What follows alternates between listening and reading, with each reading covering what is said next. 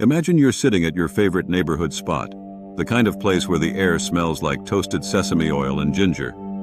The waiter sets down a plate of Mongolian beef, the sauce dark and glossy, clinging to the seared edges of the meat. You take that first bite, and it's an explosion. It's not just salty or sweet, it's a deep, vibrating richness that seems to coat your entire mouth and make your taste buds wake up. You can't stop eating it. But then, the person across from you leans in and whispers, "I hope they didn't put too much MSG in this, or I'm going to have a massive headache later." Suddenly, that delicious moment is clouded by a shadow of doubt. We've been told for decades that monosodium glutamate is a chemical interloper, a shortcut for cheap cooking, and a trigger for everything from palpitations to migraines. You see the no MSG signs in windows like a badge of health. But if you look closer at your pantry, you'll find it hiding in plain sight inside your bag of Cool Ranch Doritos, your favorite bouillon cubes, and even that all-natural steak seasoning. The truth is, the war on MSG wasn't started by a laboratory breakthrough or a public health crisis. It started with a single speculative letter written to a medical journal in 1968. Today, we're peeling back the layers of myth to find out what MSG really is, how it's actually made, and why one of the world's most effective flavor enhancers became the most misunderstood ingredient in history. To understand the controversy, we first have to understand the chemistry of craving. MSG stands for monosodium glutamate, and physically, it's just a simple white crystal that looks almost identical to table salt or sugar. But its function is entirely unique. While salt makes things salty and sugar makes things sweet, MSG targets the fifth taste, umami. For centuries, Western culinary tradition only recognized four primary tastes, but in the East, there was always a word for that savory or meaty quality. Umami is the flavor of protein. It's the depth you find in a slow simmered bone broth, the tang of a sun-ripened tomato, or the funk of a 24-month aged Parmesan cheese. MSG is essentially umami in its purest, most concentrated form. When it hits your tongue, it triggers receptors that signal to your brain that you are eating something nutrient-dense and delicious. The story of how we captured this flavor doesn't begin in a modern industrial factory, but in a bowl of soup in Tokyo, 1908. A chemistry professor named Kikune Ikeda was sipping a traditional broth called dashi, made from kombu seaweed. He realized the flavor was distinct from the four known tastes and became obsessed with identifying the specific molecule responsible for it. He took the seaweed back to his lab at Tokyo Imperial University and began a grueling process of evaporation and fractionation. After months of work, he isolated brown crystals of glutamic acid, an amino acid. To make it shelf-stable and easy to sprinkle, he neutralized the acid with sodium, creating monosodium glutamate.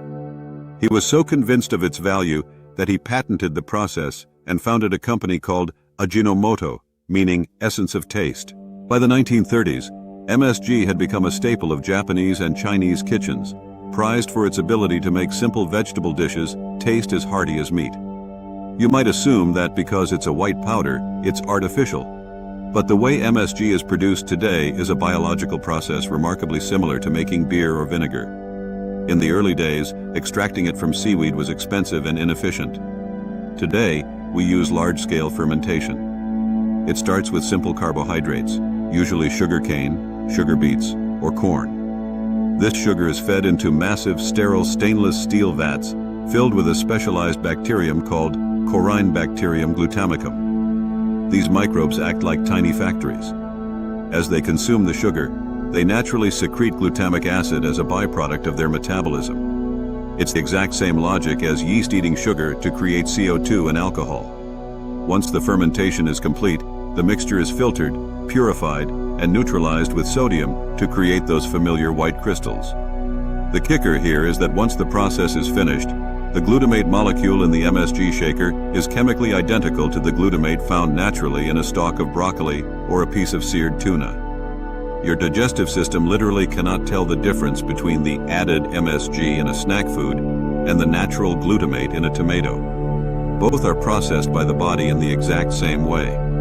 So if the substance is natural and our bodies are designed to crave it, where did the fear come from? The downfall of MSG can be traced back to the Chinese restaurant syndrome panic of the late 60s. Dr. Robert Homan Kwok wrote a letter to the New England Journal of Medicine, describing a feeling of numbness in the back of his neck and general weakness after eating at North American Chinese establishments. He wondered if it was the salt, the cooking wine, or the MSG. The media didn't wait for a study. They took that one letter and turned it into a full-blown health scare. This was a time of heightened xenophobia, and the idea that foreign food was making people sick played into deep-seated cultural biases. Suddenly, every headache was blamed on MSG. However, when scientists actually sat down to do the work, the results told a different story. Dozens of double-blind, placebo-controlled studies have been conducted over the last 50 years. In these trials, people who claimed to be sensitive to MSG were given either a dose of the seasoning or a harmless placebo. Time and again, the researchers found no consistent link between MSG consumption and the reported symptoms when the MSG was consumed with food. The FDA eventually labeled MSG as generally recognized as safe, putting it in the same category as vinegar and baking soda. The ultimate irony of the MSG ban is that while we were shunning the neighborhood stir-fry, the American food industry was doubling down on it. If you look at the ingredients of your favorite savory snacks, you'll see things like yeast extract, hydrolyzed vegetable protein, or autolyzed yeast. These are essentially stealth versions of MSG, ingredients processed to be high in free glutamates to provide that same addictive savory punch without having to put those 3 scary letters on the label. We've been eating massive amounts of it for decades in canned soups, frozen pizzas, and salad dressings, all while thinking we were being healthy by avoiding Chinese takeout. Today, the culinary world is finally undergoing a glutamate renaissance. World-renowned chefs like David Chang and J. Kenji Lopez-Alt have become vocal advocates for the ingredient, arguing that it's no more cheating than using salt or pepper. It's simply a tool to balance a dish. In Southeast Asia, MSG remains a kitchen essential, often kept in a jar right next to the salt, used with the same casual flick of the wrist. It's a bridge that connects the humble home cook to the high-end gastronomic lab. When used correctly, about half a teaspoon for a pound of meat, it doesn't make food taste chemical, it just makes it taste more like itself. So next time you're at that Chinese restaurant and the orange chicken arrives, you don't have to eat with a side of guilt. You can recognize that the savory depth you're enjoying is the result of a century-old discovery and a natural fermentation process. The fear of MSG was a cocktail of bad science, anecdotal evidence, and cultural misunderstanding. When we strip away the myths, we're left with a simple, elegant molecule that makes life taste just a little bit better. It's about understanding the difference between what we've been told and what the evidence actually shows. That is how we move forward, by questioning the common knowledge and looking for the truth in the process. If you found this deep dive into the essence of taste fascinating, there are plenty more culinary mysteries to unravel.